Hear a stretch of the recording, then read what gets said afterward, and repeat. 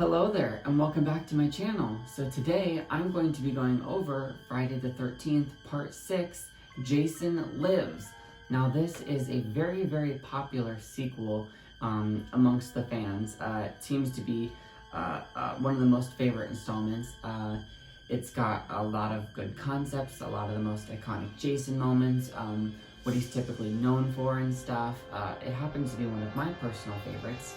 And it's the first time in this series where he kind of becomes like undead supernatural, even though I kind of have believed that he's personally been that way throughout most of the franchise. This is where it really, takes off a whole new footing from here, and is kind of like the birth of like zombie Jason.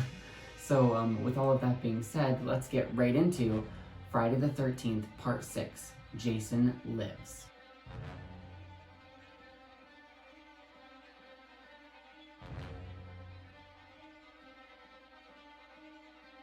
So right off the bat, immediately, I love how the opening scene is kind of like an homage and a tribute to the opening scene of part 5.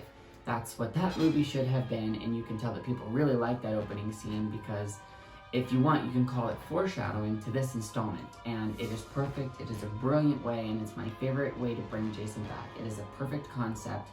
I love graveyards, I love lightning, I love undead things. So when they're messing around there and Tommy is returned and he is fixed or healed from his traumas from the last couple installments, and he's on his way to being done with therapy, and the last thing that he needs to finish is knowing that Jason is dead so that he can wipe his hands clean and move on. But in turn, trying to really destroy him and get rid of him accidentally brings him back to life through this whole flash of lightning and rod through his chest thing. It's absolutely terrifying, and I really love it. One of my favorite concepts. Seeing Jason being completely ruthless more than he'd ever been, and completely rotting and decrepit with maggots and rotting flesh. It was disgusting, and it's my favorite look of Jason. I absolutely love it.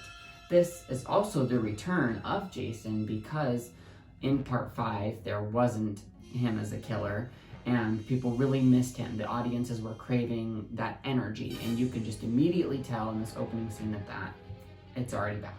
The kills in this movie are amazing. They're my favorites. It's pretty much how I think the franchise should be. It's a great improvement over the installment of part 5, and I am really happy that they were able to pull off the kind of things that they did, like the paintballers getting decapitated in the woods, or when the main sheriff gets his spine cracked in half and broken in half, or maybe whenever that crazy gravedigger gets stabbed with the glass, alcohol bottle. There's just a lot of fun kills in this one to be had. It's gruesome, it's bloody, and it's non-stop. I love the way that Jason's able to find his machete throughout this movie.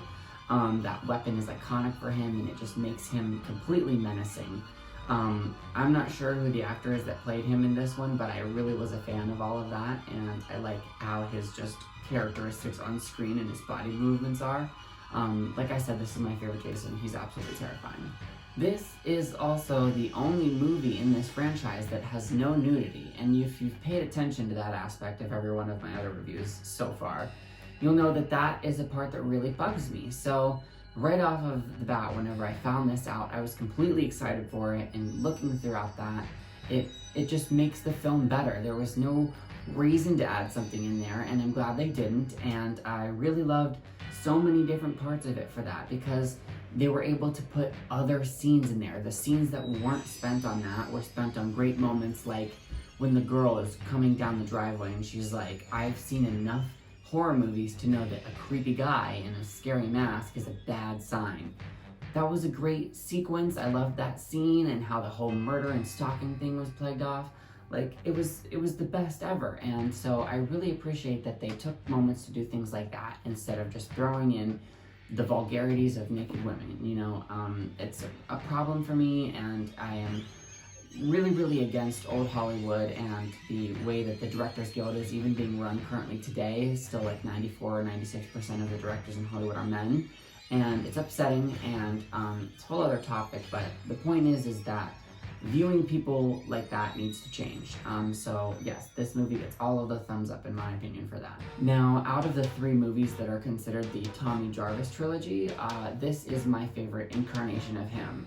Whenever he's younger, it's fun. The middle chapter is weird, and then this part, he seems more like a normal person to me. He's kind of fun, he's kind of sexy, he's flirting with Megan, and she is a whole other thing. She makes this movie really fun too. She is a ride, dude.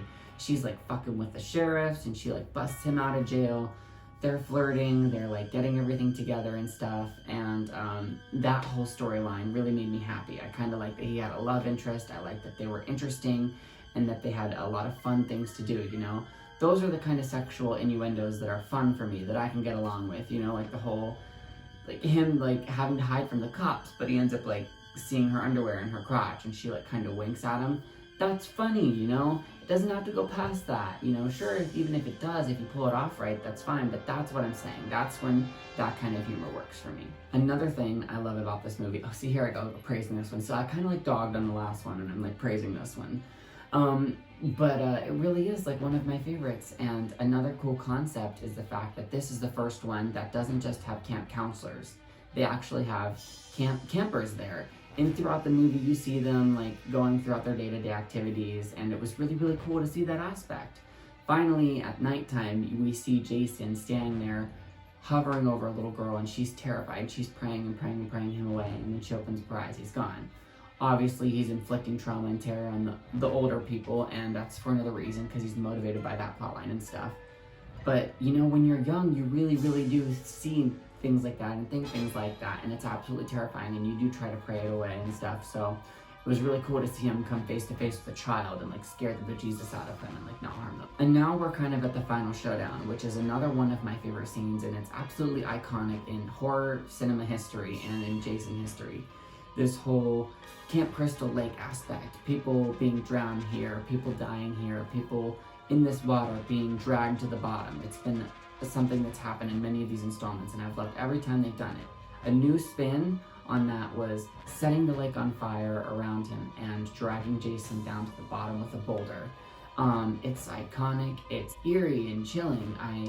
I love how the goosebumps like ran down my spine when I was watching them fight over this like boat and trying to get him down into where, you know, he can be trapped, and seeing the boat rudder kind of like cut his neck open and all of the blood in the water was really gross, and he finally sinks to the bottom, and you think this is the end of Jason, and he finally gets, you know, the rest. Obviously Tommy is happy at that point, and we leave things how they are, and I happen to really like how this movie ends. You know, obviously at the very, very end we get that like his opening his eyes, because it's like hinting at a sequel, or they're always wanting to end on like that eerie note, that what if cliffhanger.